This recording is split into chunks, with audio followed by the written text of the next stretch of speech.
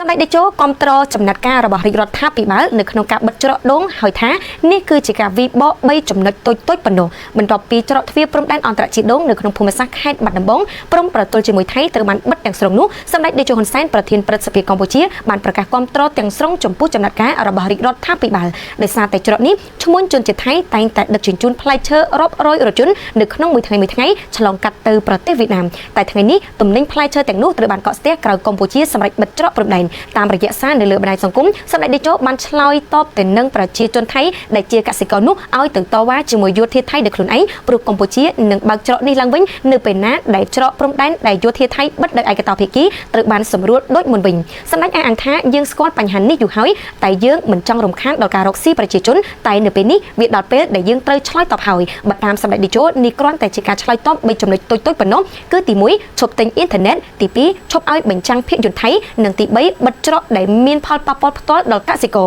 សូមបញ្ជាក់ថាច្រកដូងដែលស្ថិតនៅក្នុងភូមិសាស្ត្រខេត្តបាត់ដំបងត្រូវបានអគ្គនាយកដ្ឋានអន្តោប្រវេសន៍ប្រកាសបិទទាំងស្រុងនៅថ្ងៃទី13ខែមិថុនាឆ្នាំ2025នេះរហូតដល់មានការជូនដំណឹងជាថ្មី